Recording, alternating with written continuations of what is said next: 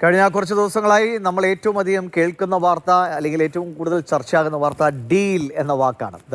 അതിൽ തന്നെ പിടിച്ചു തുടരുകയാണ് നേതാക്കൾ. BJP RSS അല്ലെങ്കിൽ CPM BJP ഡീൽ ആരോപിച്ച് മുഖ്യമന്ത്രി ഇട്ട ഫേസ്ബുക്ക് പോസ്റ്റിന് മറുപടിയുമായി ഇപ്പോൾ പ്രതിപക്ഷ നേതാവ് കൂടി രംഗത്ത് വന്നിരിക്കുന്നു.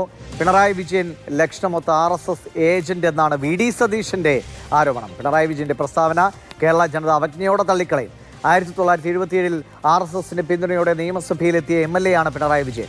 KG മാരാർ EMSന് ബാഡ്ജ് കുത്തിക്കൊടുക്കുന്ന ചിത്രം ഇപ്പോഴും ലഭ്യമാണ് എന്നും VD സതീശന്റെ പ്രതികരണം ഉണ്ട്.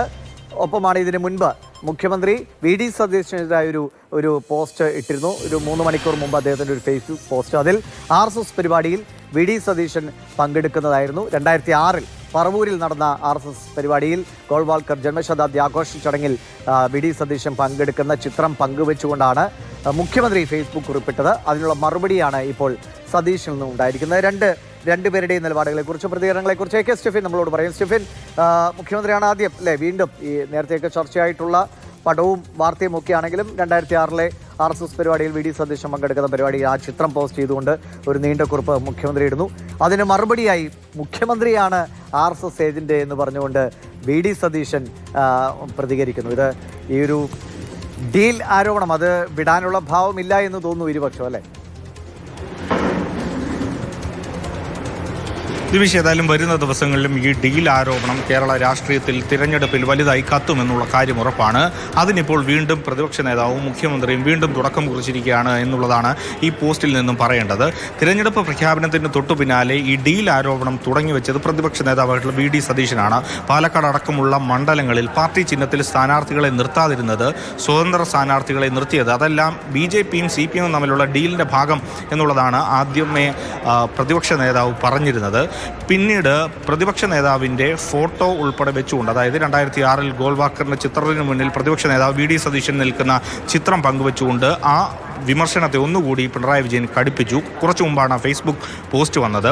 അതിൽ നേരത്തെ തന്നെ ആ വിഷയങ്ങളെല്ലാം ഉയർന്നു വന്നപ്പോഴും VD സതീശൻ അതിനെല്ലാം നൽകുന്ന ഒരു വിശദീകരണം, അത് പുസ്തക പ്രകാശനത്തിൻ്റെ ഭാഗമായി ആ ചടങ്ങിൽ പോയതാണ്. അതേ പുസ്തക പ്രകാശനം തിരുവനന്തപുരത്ത് നടത്തിയപ്പോൾ അത് നടത്തിയത് CPMൻ്റെ സമുന്നതനായിട്ടുള്ള നേതാവ് VS അച്യുതാനന്ദനാണ് എന്നുള്ള വാദമാണ് നേരത്തെ VD സതീശൻ പങ്കുവച്ചത്. ഒപ്പം തന്നെ പിണറായി വിജയൻ ഈ പോസ്റ്റ് ഇട്ടതിന് പിന്നാലെ രൂക്ഷ വിമർശനവുമായി പ്രതിപക്ഷ നേതാവും ഫേസ്ബുക്കിൽ പോസ്റ്റ് ഇട്ടിട്ടുണ്ട്. പ്രത്യേകിച്ചും ഒന്നും കൂടി കടത്തി പറഞ്ഞുകൊണ്ട് പിണറായി വിജയൻ RSSൻ്റെ ഏജന്റാണ്, അതിൻ്റെ ഭാഗമായിട്ടാണ് തൃശ്ശൂരിൽ ലോക്സഭാ സീറ്റ് BJPക്ക് നൽകിയത്.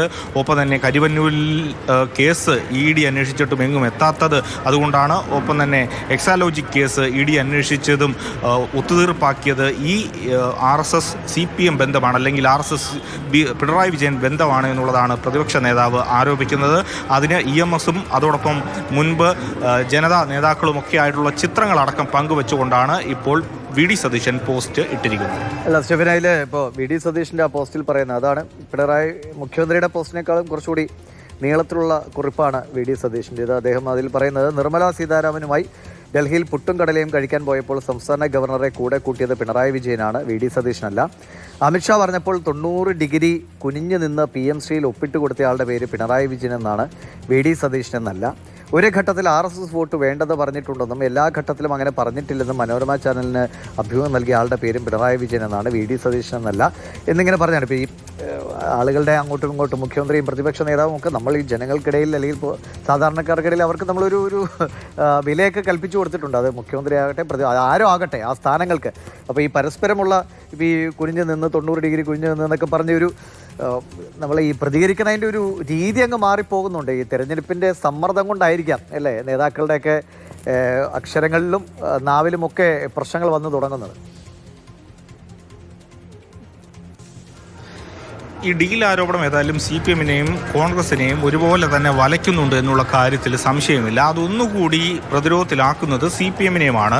പ്രത്യേകിച്ചും പറയുന്ന പ്രധാനപ്പെട്ട കാര്യം പാലക്കാട് അടക്കം സ്ഥാനാർത്ഥികളെ നിർത്താതിരുന്നത്, ഒപ്പം തന്നെ ഈ കേസുമായി ബന്ധപ്പെട്ട് ഇപ്പോൾ നേരത്തെ ദിവിഷ് സൂചിപ്പിച്ചതുപോലെ അങ്ങനെ ഒരുപാട് കാര്യങ്ങൾ അതിലെല്ലാം തന്നെ എഴുതിയിട്ടുണ്ട്. ചരിത്രപരമായ ഒരുപാട് കാര്യങ്ങൾ നിരത്തിക്കൊണ്ടാണ് പ്രതിപക്ഷ നേതാവ് ഈ ഡീൽ ആരോപണത്തെ തെളിയിക്കാൻ വേണ്ടി ശ്രമിക്കുന്നത്. അതിൽ പ്രധാനം 1977 നടന്ന തിരഞ്ഞെടുപ്പിൽ പിണറായി വിജയനും RSSും തമ്മിലുള്ള ഡീലിൻ്റെ ഭാഗമായിട്ടാണ് അദ്ദേഹം അന്ന് ജയിച്ചത് തുടങ്ങിയ കാര്യങ്ങളൊക്കെ തന്നെ പറയുന്നുണ്ട്. അതോടൊപ്പം KG മാരാറും ഉദുമയിൽ അദ്ദേഹത്തെ സ്ഥാനാർത്ഥിയാക്കിയത് CPM RSS ഡീലിൻ്റെ ഭാഗമായിട്ടുള്ളതാണ് എന്നൊക്കെയുള്ള CPMനെ പ്രതിരോധത്തിലാക്കുന്ന കാര്യങ്ങൾ അതിൽ പറഞ്ഞു വെക്കുന്നുണ്ട്. ഒപ്പം തന്നെ ഏതായാലും ഈ വിഷയവുമായി ബന്ധപ്പെട്ട് ഈ ഡീൽ ആരോപണം പ്രതിരോധിക്കാൻ മുഖ്യമന്ത്രിക്ക് തന്നെ നേരിട്ട് ഇറങ്ങേണ്ടി വന്ന ഒരു പ്രതിസന്ധിയും CPMനെ സംബന്ധിച്ചിടത്തോളം ഇപ്പോൾ അഭിമുഖീകരിക്കുന്നുണ്ട്. നേരത്തെ തെരഞ്ഞെടുപ്പിൻ്റെ ആ ഒരു പ്രഖ്യാപന ദിവസം തന്നെ സ്ഥാനാർത്ഥികളെ പ്രഖ്യാപിച്ചുകൊണ്ട് റോഡ് ഷോ എല്ലാം തന്നെ നടത്തിക്കൊണ്ട് അങ്ങനെ സജീവമായി പ്രചാരണത്തിൽ ഒരു പടി മുന്നേ ഇറങ്ങാൻ CPMന് ആയിട്ടുണ്ട്. അങ്ങനെ ഒരു മേൽക്കൈ നേടാൻ കഴിഞ്ഞിട്ടുണ്ട് എന്നുള്ളതായിരുന്നു അവരുടെ അന്നത്തെ ഒരു ആത്മവിശ്വാസം. ആ ഘട്ടത്തിലെല്ലാം തന്നെ വലിയ പ്രതിസന്ധി ഉണ്ടായിരുന്നത് കോൺഗ്രസിനെ സംബന്ധിച്ചിടത്തോളമാണ്.